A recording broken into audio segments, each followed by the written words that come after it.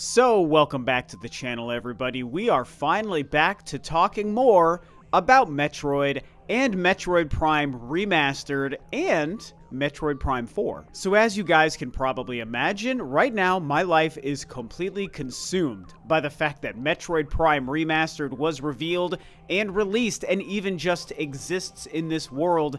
It is such a dream come true, and I still can barely even process the fact that this game exists. Now, when I discussed it last time, right after the Nintendo Direct, I had yet to have a chance to actually play the game myself. Now, I was able to spend many hours yesterday finally playing the game. I did buy and download the digital copy on the eShop, but make no mistake, I have also pre-ordered the physical copy from Amazon because I have to have this in my collection. I personally had no problem double dipping because I'm a huge Metroid fan. I care about my physical collections. I didn't want to wait to play this remastered version of the game or this remade version of the game that I kind of see it as. And also, I just like supporting the Metroid franchise with my money because, as we all know, as fantastic and popular as the series is, it's never been the biggest seller. We've all been following and tracking the sales progression of Metroid Dread very closely because we want that game to be a success, which it is. It's the best-selling Metroid game of all time. And we want the Metroid franchise to continue. And so I think those of us who are Metroid fans and game fans have a vested interest in Metroid titles performing well and selling well. So that's just why I had no problem buying 2 copies of the game. And that's even aided by the fact that the game is $40, which is a crazy insane value for a game that, yes, it's titled Remastered, but I personally see it as way more of a remake. And so I have a couple of other videos around this game still kind of in the pipeline, as you guys can imagine. And one of them is probably going to be a more in-depth or thorough review of the game, so I'm not really going to go too deep into that in this video, other than to say that the game is just incredible, you guys. It looks and plays so much better in person than I even could have imagined from the trailer. Not only are the visuals just mind-blowing, and it's why I know this game is more of a remake than a remaster, but the controls, man, wow. I am so shocked and so happy with how well modern controls translated to an already existing Metroid Prime game, the first Metroid Prime game, which you probably know is my favorite video game ever created. Not to mention that all of the different control options that they made are also fantastic, and that's a huge component to this conversation today, because I think that the incredible success of Metroid Prime Remastered, both visually and in terms of control and content and feel, is a great sign for the future of Metroid Prime 4, and why we know more than we already did that Metroid Prime 4 is in great hands. So again, really the main focus of this conversation is actually Metroid Prime 4. It's not so much Metroid Prime Remastered. But the success I think we're going to see with Metroid Prime 4, to me, is informed by how unbelievably well Metroid Prime Remastered has turned out.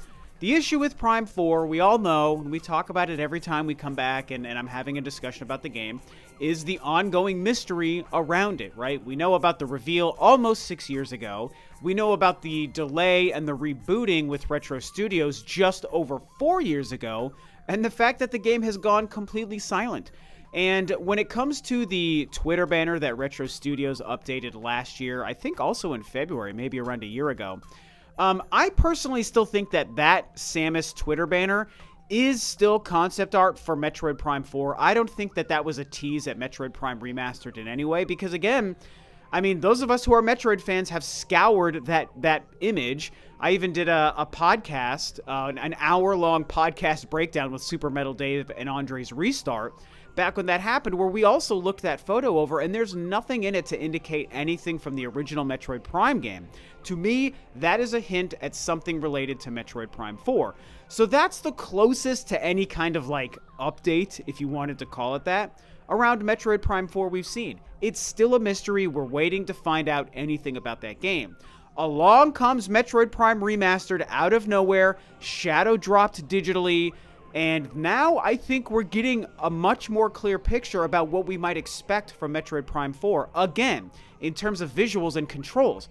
And that's why I just can't believe how much more excited for Prime 4 Metroid Prime Remastered has made me. We've got to talk about the most obvious thing, and probably the thing that's at the forefront of our minds, which is the graphics.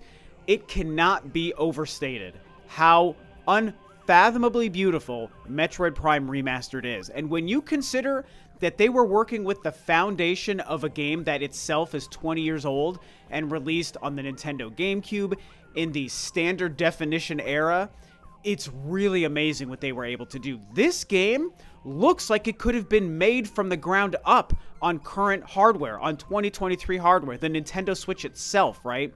I mean, it doesn't even look all that far off from something you might see on like a PlayStation or an Xbox console today. I mean, it's clearly not 4K and it's not going into like God of War Ragnarok levels of visuals, but just the art design, the art direction, the lighting, the textures, the smoothness of the gameplay, it's just incredible how good this game looks. You can like really study it and see that it's remaking an old game, but I don't think that matters when you take in the entire visage of what it looks like visually and you're like, this game is gorgeous. The Switch is able to make a game like this look and run so perfectly smooth and so borderline next gen. I mean, it's not really a next gen. I'm not trying to be crazy here, but it just looks so incredible that we have to now start to picture how they could apply this technology and this visual capability to Metroid Prime 4, a game that bare minimum is designed for the ground up on the Nintendo Switch hardware, the 2017 Nintendo Switch hardware. Of course, there are conversations about if there's next-gen hardware that might also be going into the development of the game. We don't know that, but there's a possibility. And so, if you consider what Retro Studios and Iron Galaxy, some other teams that have since been confirmed to have helped develop this game, you know, Retro Studios overseeing it, Iron Galaxy as well, what they were able to achieve by just remaking a 20-year-old game, now imagine the version of this Metroid Prime engine and graphics applied to Metroid Prime 4. Something built on the Switch or even something next-gen. It is going to way surpass our expectations, in my opinion. I recently referenced Milky Max's famous Unreal tech demo that that person, he or she, remade for the original Metroid Prime in the Unreal Engine. And this was a couple of years ago. It's gorgeous. It's beautiful. It's the kind of thing that I think most of us, when we looked at that, we said, oh man, the Nintendo Switch would melt and catch on fire if it tried to run something like this. It's just so unfathomably beautiful.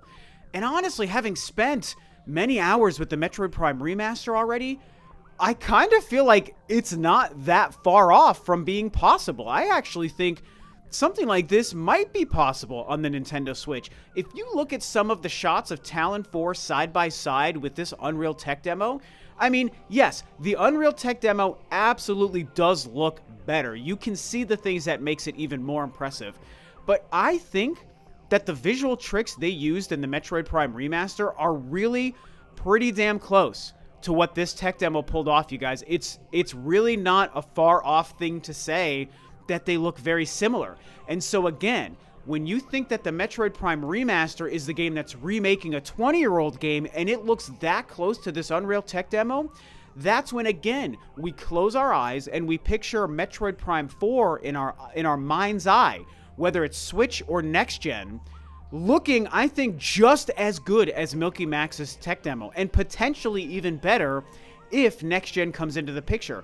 I mean, 3 or 4 years ago, I think we all would have thought that would have been crazy, but now, seeing the Metroid Prime Remaster, I completely think that Retro Studios is going to blow this tech demo out of the water. The other key element to talk about that I don't see enough people discussing, but I've been discussing it a little bit, is the controls. And just like with the graphics, it can't be overstated how unbelievably well this game controls also. Obviously, the biggest change and the biggest addition is the fact that, and this was something that for years everyone talked about, how could Metroid Prime work on the Nintendo Switch? You know, either a Metroid Prime Trilogy Remaster or Metroid Prime 4. How is it going to work and control, right? Because between the GameCube and the Wii Remote for the Trilogy on the Wii, we've seen a couple of different control schemes in the Metroid universe, but nowadays, we have a different kind of standard first-person control scheme using dual analog. And so for years, we've been talking about how Metroid Prime would work or play on a modern Nintendo console. And so the big thing happening with Metroid Prime Remastered is that the default controls and the newly added controls are modern-day dual analog controls. You know, there's some differences because you don't reload in a Metroid game the way you would with like Call of Duty or Halo. So you don't have like a reload button. You also go into Morph Ball, which is something you don't do in other modern first-person shooters. So, you know, there are the Metroid Prime specific facets of the gameplay and the controls that are still unique to this game. But the overall scheme of dual analog controls combined with the targeting and the scanning, they did an absolutely bang out job with these controls. I was excited when I saw that they introduced it just from the trailer for this game, but now that I've played it, I mean, I'm just being honest, it also surpassed my expectations. Just like the graphics surpassed my expectations, so have the controls. Using these modern dual analog controls, I mean, there was a chance it would have felt strange for a Metroid Prime game, or maybe even kind of broken the experience. There's a chance that it could have just broken the game, either in a good or a bad way. And, I mean, it's really none of those things. It's just perfect. It feels so, so great. Now, beyond that, they also gave us options for motion controls, right? Well, there's the classic GameCube controls, which I love that they did, and they still play and feel very great to me. As somebody who is very comfortable with those awkward controls and has nostalgia for them, I can't imagine many new players would have a fun time playing Metroid Prime with those old controls. But again, I was born in the fire of the Metroid Prime GameCube controls, right? Like, I was 22 years old playing Metroid Prime when it launched using those controls, so I can play the game very well with them. And so I love that they're included, and I hope that those also maybe get translated over into Metroid Prime 4. But regardless of the GameCube Classic controls, they also gave us motion controls.